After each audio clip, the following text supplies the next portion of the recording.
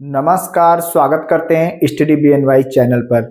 आज के वीडियो में हम किसी वेक्टर का वास्तविक संख्याओं के साथ गुणन जो होता है वो किस प्रकार होता है इसको जानने का प्रयास करेंगे। साथ ही साथ वेक्टरों का गुणनफल किस प्रकार ज्ञात किया जाता है और इन वेक्टरों का गुणनफल जो होता है वो दो प्रकार का होता है। दो वेक्टरों का एक होता है स्केलर जिसे हम डॉट गुणन भी बोलते हैं और दूसरा होता है दो वेक्टरों का वेक्टर और वेक्टर को क्रॉस सदिश गुणन भी बोलते हैं। जैसे कोई वेक्टर a है और एक वेक्टर क्या है v है, तो जब हम इनका स्केलर क्या करते हैं, स्केलर या डॉट गुणन करते हैं तो कुछ इस प्रकार होता है। लेकिन जब हम दो वेक्टरों का इस प्रकार गुणनफल करते हैं जैसे a और क्रॉस ऐसे गुणनफल भी, तो ये जो गुणनफल होता है यही क्या होता है, वेक्टर गुणन होता है या फिर क्रॉस गुणन होता है या सदिश गुणन होता है। तो इन सारी टॉपिकों को आज हम कवर करने वाले हैं। तो जहां एरो लगा है तो सबसे पहले हम किसी वेक्टर का वास्तविक संख्याओं से गुणन क्या होता है, आइए सबसे पहले हम इसको जानते हैं। हम मान लेते हैं कि कोई वेक्टर हमारा क्या है, हम मानते हैं कि कोई वेक्टर a है और उस वेक्टर a का एक संख्या क्या है, k है और k जो है एक वास्तविक संख्या है। वास्तविक संख्या, इससे गुणन करना है। क्या करना है, इससे गुणन करना है। तो जब हम इसके जो कि क्या है एक वास्तविक संख्या है, इसका जब हम किसी वेक्टर a से मल्टीप्लाई करेंगे तो यहाँ कई सारे पॉइंट बनेंगे। आइए एक एक करके पॉइंट देखते हैं। सबसे पहले पॉइंट की बात करें तो यदि वेक्टर हमारा a है और इस वेक्टर a को यदि हम k से मल्टीप्लाई कर रहे हैं तो हमारा जो परिमाण निकल के आएगा, अगर उसको हम r मान लें तो वेक्टर r बराबर क्या होगा, k इंटू a। यहाँ वेक्टर r का जो परिमाण होगा क्या होगा, वेक्टर r का परिमाण होगा वो क्या होगा, वो वेक्टर a के परिमाण से, वेक्टर a के परिमाण से कितना, k गुना होगा। कितना होगा, k गुना होगा। और वेक्टर r की दिशा क्या होगी, वेक्टर r की दिशा जो होगी वो क्या होगी, वेक्टर a की दिशा। क्या, वेक्टर a की दिशा। यानी जो वेक्टर a की दिशा होगी वही क्या होगी, वेक्टर r की दिशा होगी। ये हमारा क्या है, पहला पॉइंट है। आइए अब दूसरा पॉइंट देखते हैं। अब यहाँ जो k था उस k को हम रिप्लेस करें। ये क्या था, एक वास्तविक संख्या था लेकिन हम यहाँ रिप्लेस कर रहे हैं m से, जो कि m हमारा क्या है, द्रव्यमान है और यह क्या है, m जो है द्रव्यमान है और यह एक क्या है, भौतिक राशि है। क्या है, भौतिक राशि है। कैसी भौतिक राशि है, तो अदिश भौतिक राशि है। अब हम इस भौतिक राशि का किसी वेक्टर के साथ गुणनफल करेंगे तो देखते हैं क्या प्राप्त होता है। और हम एक चीज और रिप्लेस कर रहे हैं, जो हमारा वेक्टर a है उस वेक्टर चूंकि एक सदिश राशि है तो यहाँ हम एक सदिश राशि v ले रहे हैं। क्या, v क्या है, ये तो वेग है, वेग। और वेग क्या है, एक सदिश राशि है। क्या है, सदिश राशि।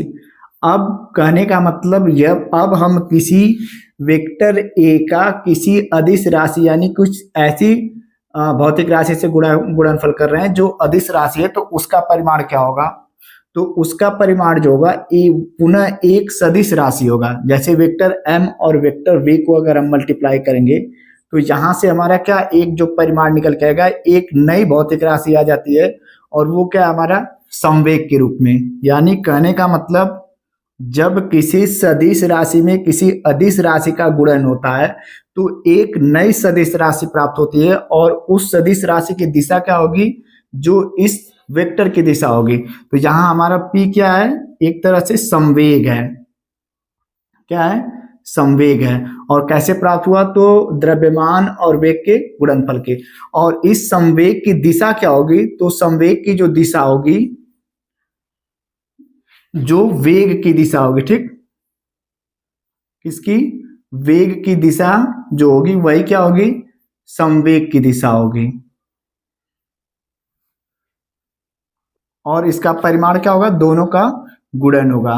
यानी अब दूसरे पॉइंट में क्या निकल के है कि जब हम किसी भौतिक राशि का किसी वेक्टर के साथ गुणा करते हैं, और वो भौतिक राशि कैसी होनी चाहिए, अदिश भौतिक राशि का, तो यहाँ से क्या निकल के आता है, एक नई सदिश भौतिक राशि निकल के आती है, और उस सदिश राशि की जो दिशा होती है वो जो हम जिस सदिश राशि से अदिश राशि का मल्टीप्लाई करते हैं उसी की दिशा होती है। अब आइए तीसरा पॉइंट देखते हैं।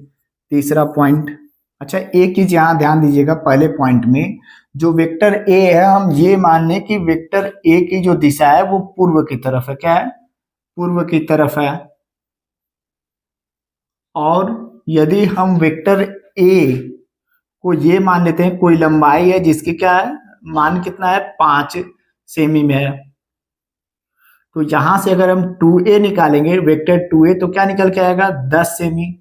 और वेक्टर ए की दिशा क्या होगी, और इस जो नया परिमाण हमारा 10 सेंटीमीटर आ रहा है, इसकी दिशा क्या होगी, वेक्टर ए की दिशा। ठीक, तो यहाँ अगर हम ऐसे नया परिमाण लिख लें तो इस परिमाण की दिशा क्या होगी, जो 2a की दिशा होगी, तो किधर होगी, पूर्व की तरफ। नया जो परिमाण निकल के आए किधर, इसकी दिशा होगी पूर्व की तरफ।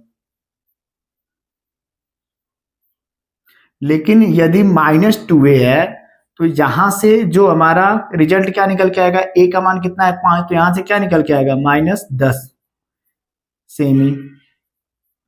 अब हम एक वास्तविक संख्या -2a से जब मल्टीप्लाई कर रहे हैं तो यहाँ क्या आ रहा है, ऋणात्मक मान। अगर हमारा ये परिमाण जो है एक दूसरा जिसे हम r' मान लें, तो r' जो नया परिमाण निकल के आ रहा है, यहाँ संख्या ऋणात्मक है तो इसकी दिशा क्या हो जाएगी, पश्चिम हो जाएगी।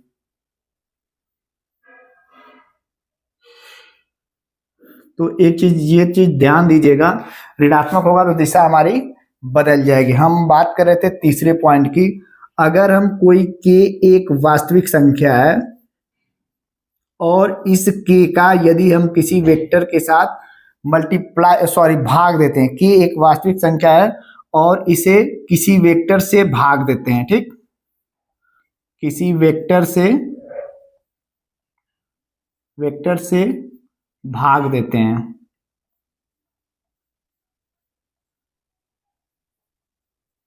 एक चीज यहाँ k को हम रिप्लेस कर दे रहे हैं, ठीक, k को किस में रिप्लेस करेंगे, यदि k जो कि एक संख्या है, अब ये तो हम जान गए कि किसी संख्या का जब हम किसी वेक्टर में मल्टीप्लाई करते हैं तो परिमाण जो नया निकल के आता है वो बदल जाता है, लेकिन दिशा जो होती है वो प्रारंभिक वेक्टर यानी पहले वाले वेक्टर की दिशा होती है। अब k को यदि हम m में रिप्लेस किए हैं, और m क्या है, यहाँ से एक भौतिक राशि है, ठीक, क्या है, भौतिक राशि, तो हम यहाँ भौतिक राशि मान ले रहे हैं,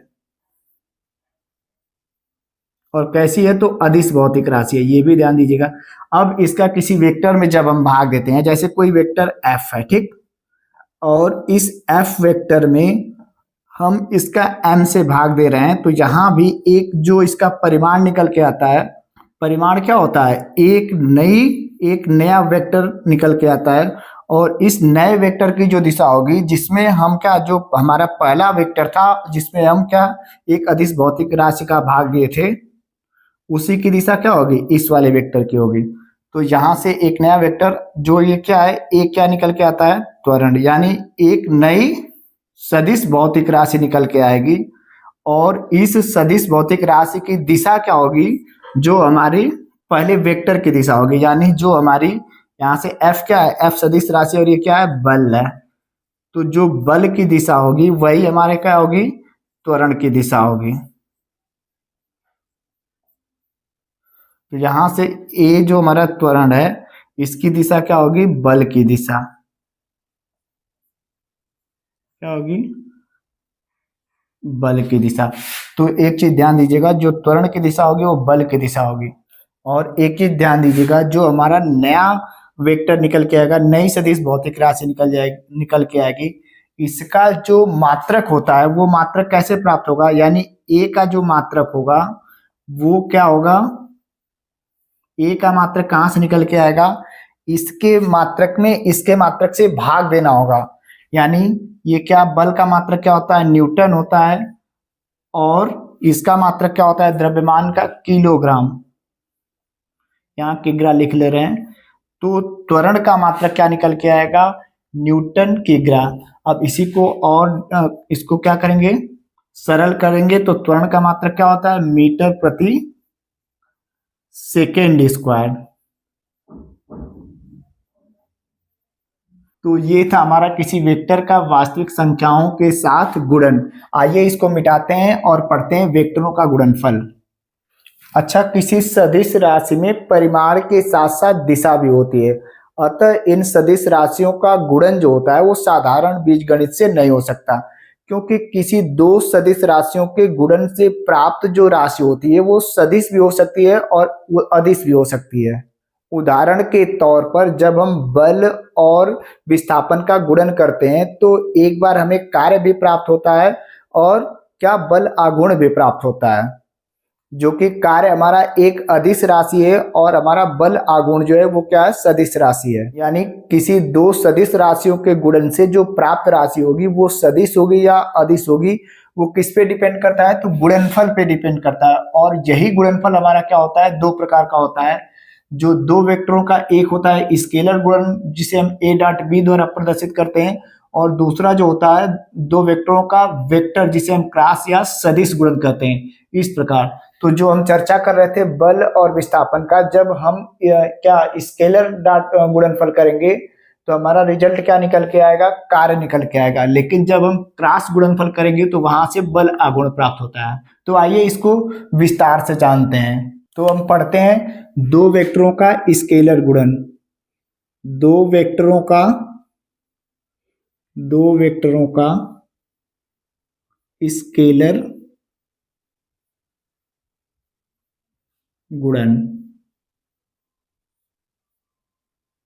अच्छा, दो वेक्टरों का जो स्केलर गुणन होता है वो एक अदिश राशि होती है, और यह अदिश राशि उन वेक्टरों के परिमाणों तथा उनके बीच की कोज्या के गुणनफल के बराबर होता है। तो आइए इसको लिख लेते हैं। दो वेक्टरों का स्केलर गुणन उन वेक्टरों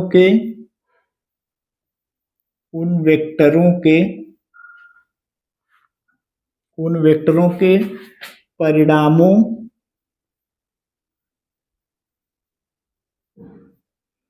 तथा उनके बीच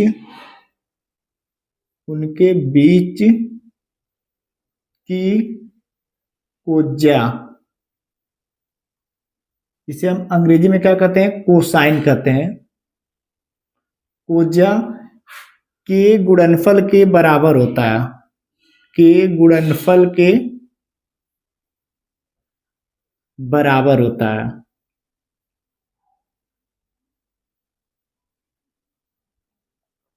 यानी यदि कोई वेक्टर a है और दूसरा वेक्टर क्या है, b है, तो इनका क्या होगा, जो स्केलर गुणनफल होगा वो क्या होगा,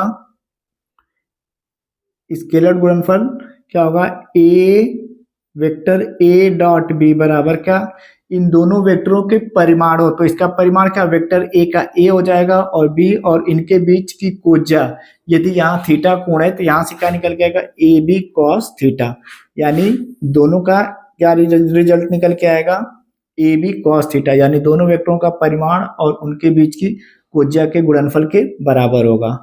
अच्छा, यहाँ a और b क्या है, a और b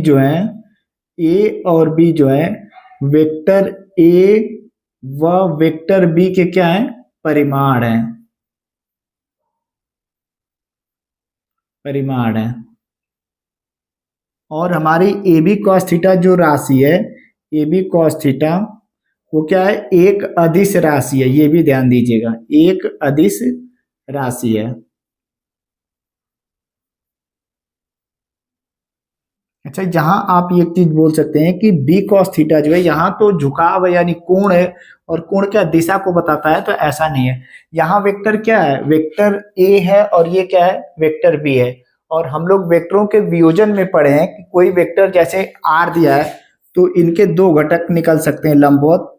जैसे वेक्टर ये ए है, क्या है, ए है, तो इनके दो वियोजन घटक क्या होंगे, ये ए एक्स होता है और ये क्या होता है, ए वाई होता है, और ये क्या होता है, थीटा होता है।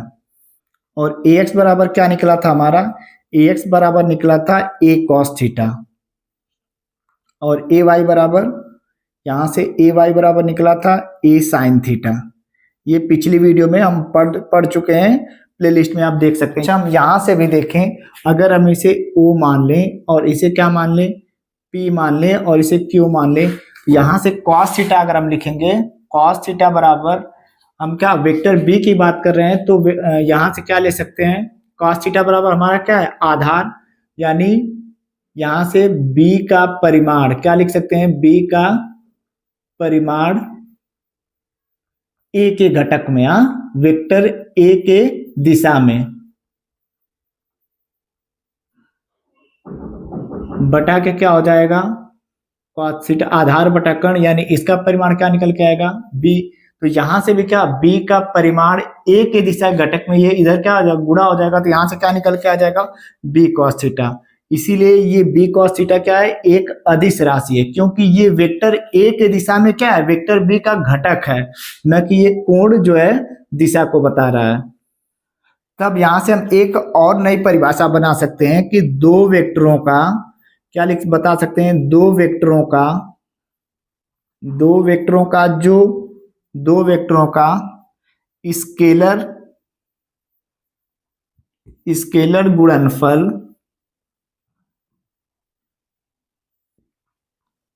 किसी एक वेक्टर के परिमाण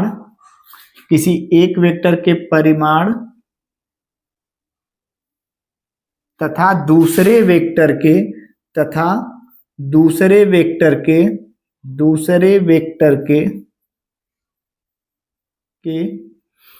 पहले वेक्टर की दिशा में, दूसरे वेक्टर का पहले वेक्टर की दिशा में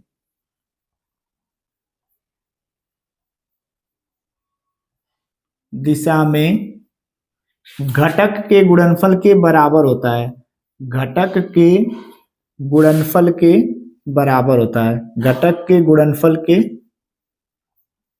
बराबर होता है।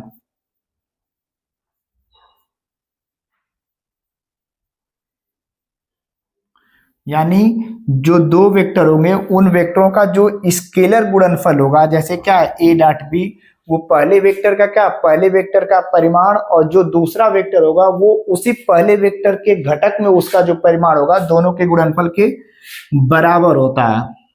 आइए इसको एक चित्र से भी यहाँ समझ सकते हैं। जैसे यहाँ क्या है, कोई व्यक्ति है और यह व्यक्ति जो है F न्यूटन का फोर्स लगा रहा है इस दिशा में, यानी जो क्षैतिज, लेकिन हम इस वस्तु को ऐसा मान सकते हैं कि यह क्षैतिज पे ऐसे लुढ़क सकती है।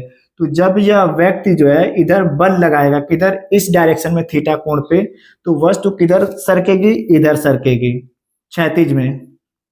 अगर हम ये मान ले रहे हैं कि यह वस्तु यहां से यहां सरक के आ जाती है, यानी इसका विस्थापन कितना होता है, S होता है।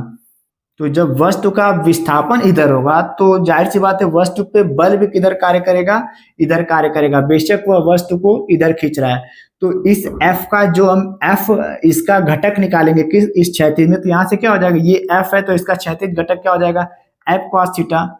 और वही क्या होता है कार्य, अगर इस कार्य निकालने किया गया कार्य, तो W बराबर क्या हो जाएगा, F S cos थीटा। यानी इस बल का क्षैतिज दिशा में क्या है, घटक है, और घटक के साथ क्या है, विस्थापन का गुणा है। इसको ऐसे भी लिख सकते हैं, F cos theta into yes हो जाएगा, या फिर इसी को ऐसे भी लिख सकते हैं। और ये कार्य कैसे निकलेगा, तो जाहिर सी बात है वेक्टर F और वेक्टर S, यानी फोर्स और डिस्प्लेसमेंट का जो गुणनफल होता है, स्केलर गुणनफल, वहां से ये W निकल के आएगा। और Fs बराबर क्या होगा, चूंकि F क्या है, F का क्षैतिज दिशा में क्या है, बल F cos थीटा है, और विस्थापन इधर S है, तो परिमाण क्या हो जाएगा, F cos थीटा और S। तो यहाँ से Fs बराबर क्या हो जाएगा, Fs cos थीटा। तो यहाँ से ऐसे भी तो इसको लिख सकते हैं, W बराबर क्या लिख सकते हैं, F डॉट S। और यही क्या हमारी क्या था, जब दो वेक्टरों का हम डॉट गुणनफल निकालते हैं, तो वहां से जो हमारी नई भौतिक राशि प्राप्त होती है, वो क्या होती है, एक अदिश भौतिक राशि प्राप्त होती है, जिसका हम इस उदाहरण के साथ बहुत अच्छे तरीके से समझ लिए। अच्छा, आइए इसको एक और उदाहरण से समझते हैं। जो हमारी शक्ति होती है, क्या होती है? शक्ति, जिसे हम पावर कहते हैं। शक्ति क्या होती है? कार्य करने की दर होती है, कार्य करने की दर होती है। तो अगर हम इस कार्य में टाइम से भाग दे देंगे, यानी इसका डेरिवेटिव कर दें, यानी डी डब्ल्यू अपान क्या कर दें? डी टी कर दें, तो यहां से क्या हो जाएगा? वेक्टर एफ हो जाएगा, और ये क्या हो जाएगा? D S upon D T. और यहां से D W upon D T क्या? कार्य करने की दर, यानी ये क्या निकल के आ जाएगा? पी, एक सदिश राशि, अदिश राशि, और यहां से ये क्या? वेक्टर एफ, और क्या निकल के आ जाएगा? ये दूरी बटा समय, यानी D S upon D T क्या हो जाएगा? बी हो जाएगा। यहां भी क्या निकल के आ गया? दो वेक्टरों का स्केलर गुणनफल क्या निकल के आएगा? एक अदिश राशि और क्या मिल गई? शक्ति मिल गई। और भी उदाहरण है, जैसे चुंबकीय फ्लक्स को निकालते हैं तो क्या निकलता है? B dot A. और ये कैसा निकलता है? एक समान चुंबकीय क्षेत्र का गुणनफल उसी तल के क्षेत्रफल ए के स्केलर गुणनफल से प्राप्त होता है। तो ये आप ध्यान दे सकते हैं, किसी भी दो वेक्टरों का स्केलर गुणनफल जो होता है, उसका परिमाण जो निकल के आता है, यानी वहां से जो राशि प्राप्त होती है, वो एक अदिश राशि प्राप्त होती है। आइए इसको मिटाते हैं और कुछ नए पॉइंटों को देखते हैं। अभी हमने क्या सीखा कि दो वेक्टरों का, जैसे वेक्टर ए और वेक्टर बी है, इसका स्केलर गुणनफल जो होता है, या तो ये कह सकते हैं इन दोनों के परिमाणों और इनके बीच के कोण की कोज्या के बराबर होता है। यानी ए बी बराबर vector A dot B, vector B बराबर ए बी कॉस थीटा। यानी इन दोनों के परिमाणों का गुणनफल और इनके बीच बने कोण की कोज्या के गुणनफल के बराबर होता है। या फिर हम ये भी कह सकते हैं कि इन दोनों वेक्टरों का स्केलर गुणनफल जो होता है, किसी एक वेक्टर का परिमाण और उस वेक्टर के दिशा में दूसरे वेक्टर का घटक के गुणनफल के बराबर होगा। जैसे वेक्टर बी का इधर क्या होगा? घटक बी कॉस थीटा। तो ये भी बोल सकते हैं। अब आइए कुछ नोट पॉइंट करके देखते हैं। दो वेक्टरों का जो स्केलर गुणनफल होता है, यानी यदि वेक्टर ए और डॉट बी का जो स्केलर गुणनफल होगा, ये जो होता है, ये शून्य भी हो सकता है, ये पॉजिटिव भी हो सकता है, और ऋणात्मक भी हो सकता है। कैसे? आइए जानते हैं। यहां से जब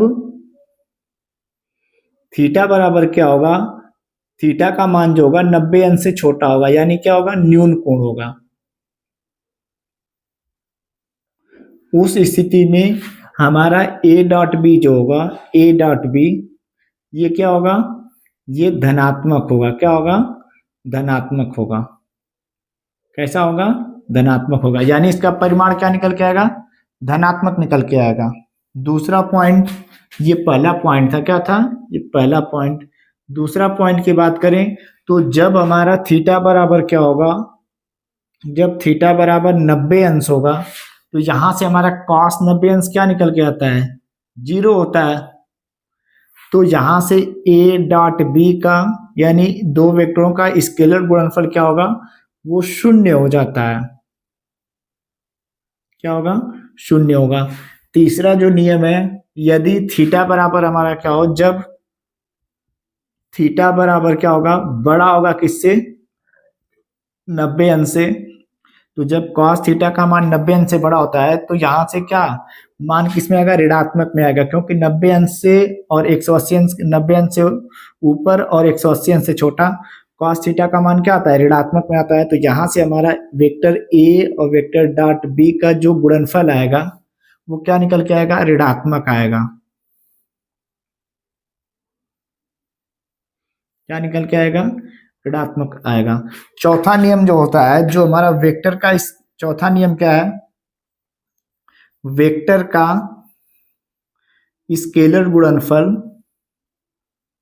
स्केलर गुणनफल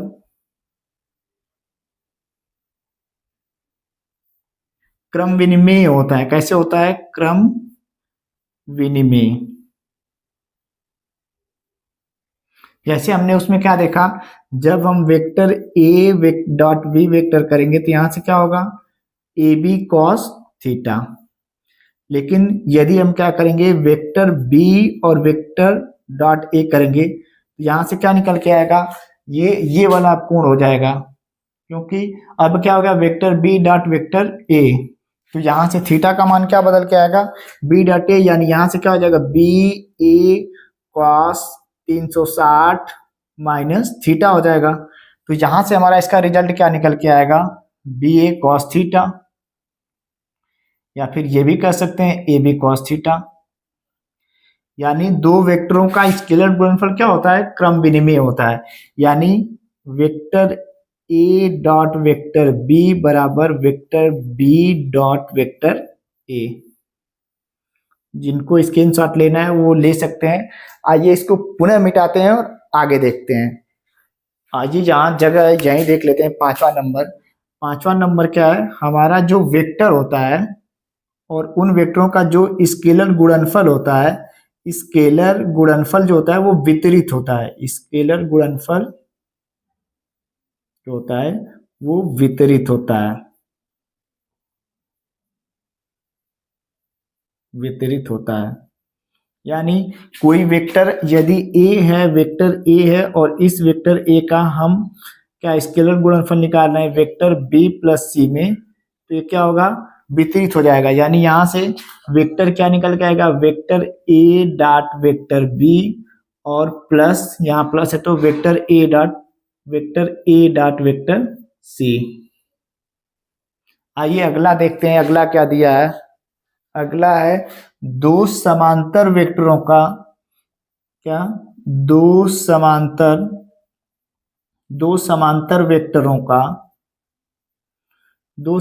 वेक्टरों का स्केलर गुणनफल उनके परिमाण के गुणनफल के बराबर होता है।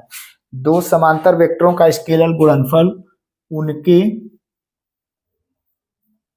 परिमाण के गुणनफल के बराबर होता है। क्या होता है, उनके परिमाण के गुणनफल के बराबर होता है।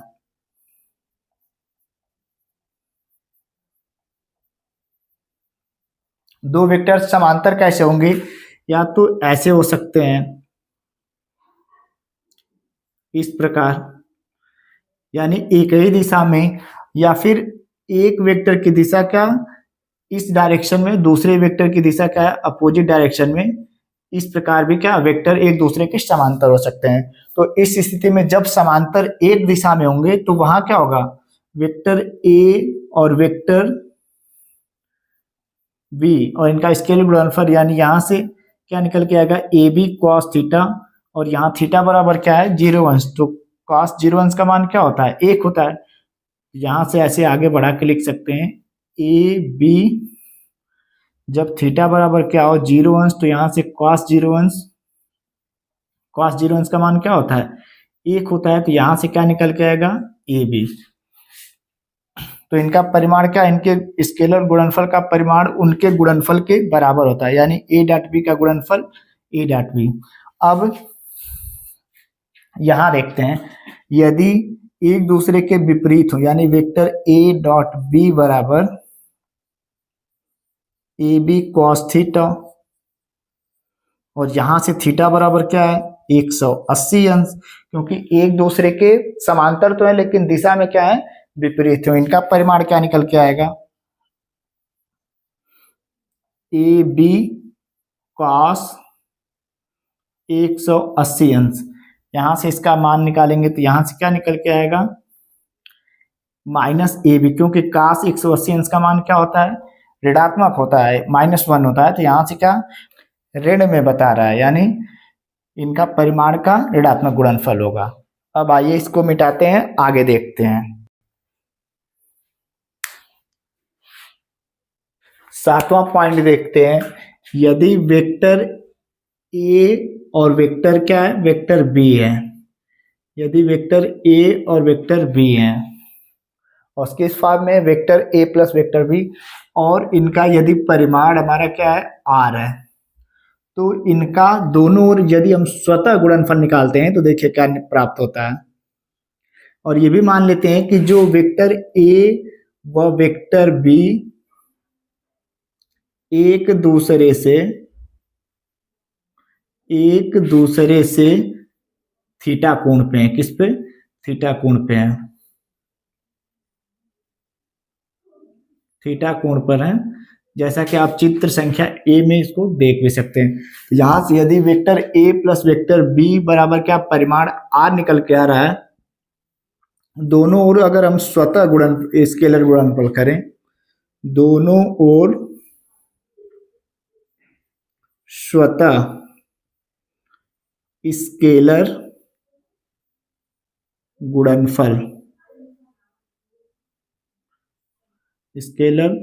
गुणनफल करने पर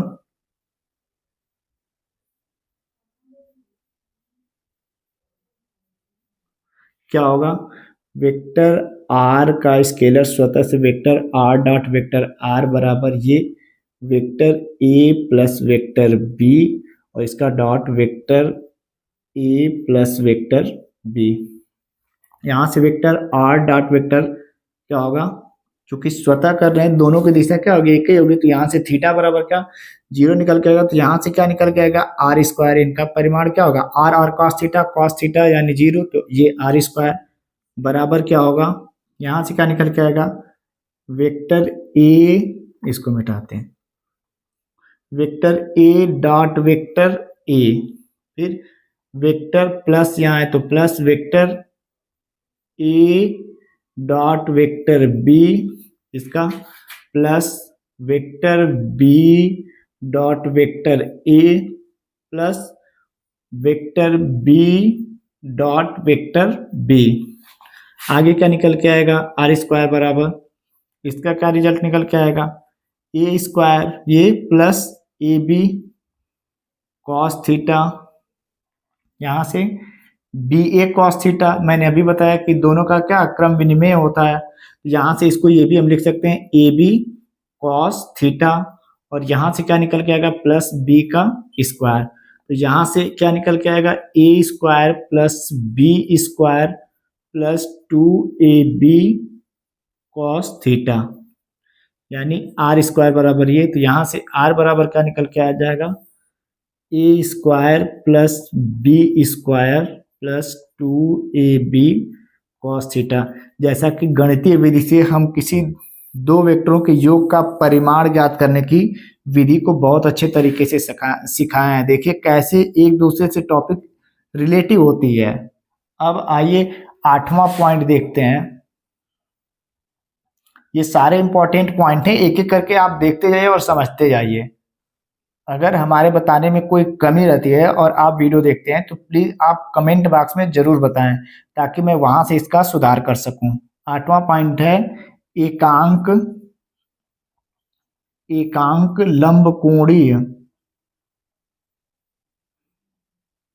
लंबकोणीय वेक्टरों का स्केलर गुणनफल। एकांक वेक्टर कौन कौन होते हैं? तो वेक्टर आई होता है, वेक्टर आई कैफ होता है, जे कैफ होता है और के कैफ होता है, और ये एक दूसरे के क्या होते हैं? लंबवत होते हैं, यानी ये आई, ये जे और ये के, यानी एक दूसरे से 90 अंश के कोण पे होते हैं। तो इनका स्केलर गुणनफल दो तरीके से हो सकता है। एक वेक्टर आई डॉट वेक्टर जे बराबर वेक्टर जे डॉट वेक्टर के बराबर वेक्टर के डॉट वेक्टर आई। चूंकि लंबवत हैं तो यहां से क्या निकल के आएगा? ये एक दूसरे के लंबवत हैं तो cos थीटा यानी थीटा बराबर 90 अंश, और cos 90 अंश का मान क्या होता है? 0। यानी यदि आई जे ऐसे निकल के आएगा, आई डॉट जे बराबर आई जे कॉस थीटा। तो यहाँ से cos थीटा क्या है? 90 अंश है, यानी ये cos 90 अंश, और cos 90 अंश का मान क्या होता है? 0। तो ये पूरा इसको क्या कर देगा? 0। तो यहाँ से इनका मान क्या निकल के आएगा 0। और खुद से मल्टीप्लाई करें, यहाँ जैसे वेक्टर आई कैप इंटू आई कैप बराबर खुद से गुणा करें जे कैप बराबर के कैप डॉट के कैप, इनका मान क्या निकल के आएगा 1 निकल के आएगा। क्योंकि ये क्या है एकांक वेक्टर है तो इनका परिमाण क्या होता है 1, तो 1 का वर्ग करेंगे तो 1 ही आएगा। तो ये आप याद कर सकते हैं या फिर समझ सकते हैं। आइए मिटाते हैं, एक और पॉइंट है जो बहुत इंपॉर्टेंट है उसको देखते हैं। 9वां पॉइंट देखते हैं, यदि कोई वेक्टर ए है, जैसे हम लोग क्या पढ़े थे, जो तीनों अक्ष हैं उनका जो क्या होता है एकांक वेक्टर, उस अक्ष के अंदिश क्या होता है एक्स अक्ष के अंदिश जो होता है वो आई कैफ होता है, वाई अक्ष के अंदिश जो होता है वो जे कैफ होता है, और जेड अक्ष के अंदिश जो होता है वो के कैफ होता है। यदि हम कोई वेक्टर ए मान लें तो उस वेक्टर ए का तीनों अक्ष के घटकों के दिशा में वियोजन क्या होगा, तो वेक्टर ए का एक्स अक्ष के अंदिश ए एक्स आई कैफ, वाई अक्ष के अंदिश क्या होगा ए वाई जे कैफ, और जेड अक्ष के अंदिश क्या होगा ए जेड के कैफ। और तीनों अक्षों के अंदिश जो वियोजन होगा उनका योग क्या होता है परिमाण ए के बराबर होगा।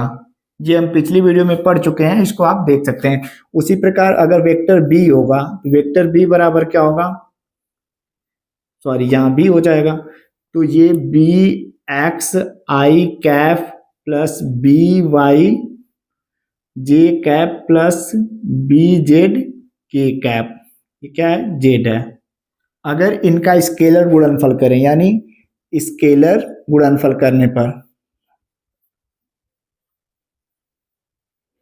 यहां से क्या निकल जाएगा vector A dot vector B, तो ऐसे करेंगे तो क्या होगा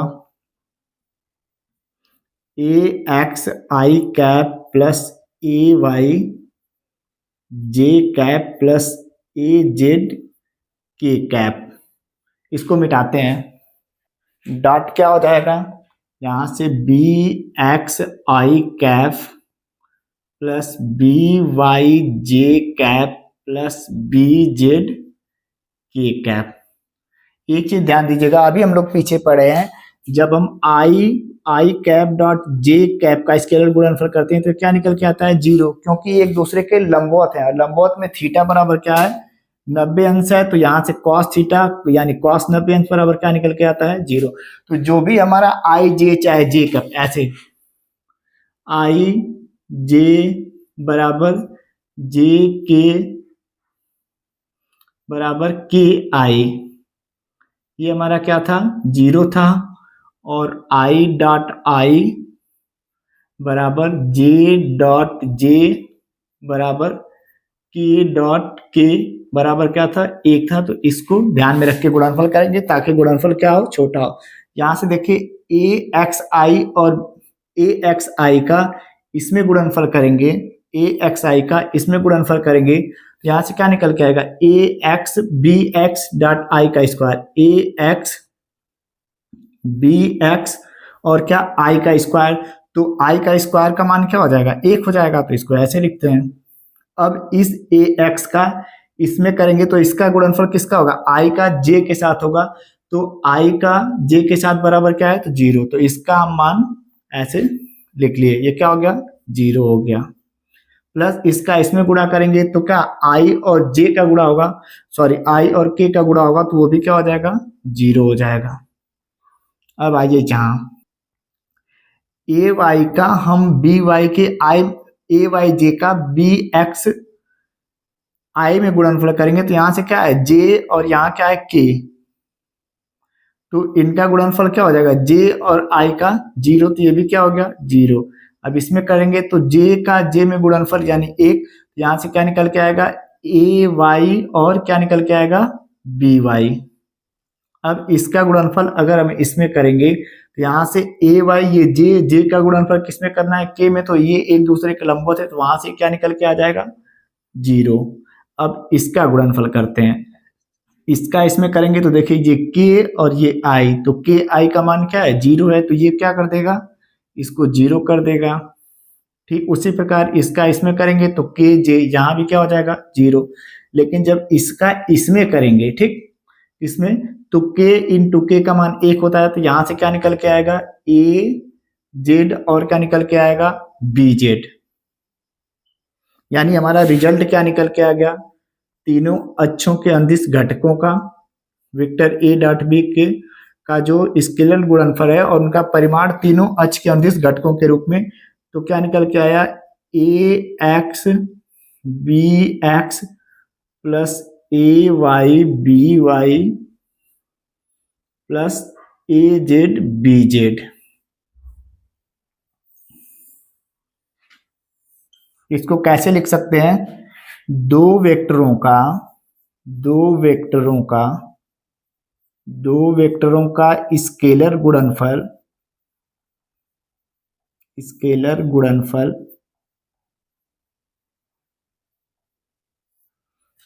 उनके संगत एक्स वाई तथा जेड अक्षों इसको हम घटकों में बोल सकते हैं, घटकों के संगत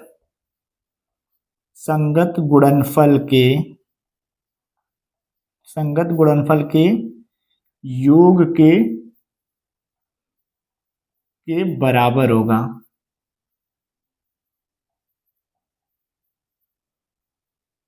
कहने का मतलब कोई वेक्टर ए और वेक्टर बी है और उनको क्या उनके तीनों अक्षों के घटकों के रूप में निकाल रहे हैं। जैसे ए बराबर क्या ए एक्स आई ए वाई जे ए जेड के, ठीक उसी प्रकार वेक्टर बी बराबर, और इनका स्केलर गुणनफल करेंगे तो दोनों वेक्टरों का जो स्केलर गुणनफल होगा उनके संगत जो एक्स वाई जेड अक्ष हैं या घटक एक्स वाई जेड जो घटक हैं उन घटकों के संगत गुणनफल, यानी ए एक्स का बी एक्स के साथ ए वाई का बी वाई के साथ और ए जेड का बी जेड के साथ संगत गुणनफल के योग के बराबर होगा। तो ये कुल 9 इंपॉर्टेंट पॉइंट थे जो दो वेक्टरों के स्केलर गुणनफल से संबंधित थे। दोस्तों यहीं से इस वीडियो को करते हैं समाप्त, और अगली वीडियो में हम दो वेक्टरों का जो वेक्टर या क्रॉस गुणनफल होता है उसको देखेंगे, क्योंकि वीडियो बहुत लंबी हो गई है। दोस्तों अगर हमारे द्वारा किया गया मेहनत या प्रयास आपको अच्छा लगता है तो प्लीज़ आप वीडियो को लाइक करिएगा और अपना प्यार देने के लिए हमारे चैनल को सब्सक्राइब करिएगा। मिलते हैं एक नई वीडियो में नई आशाओं के साथ, तब तक के लिए जय हिंद जय भारत।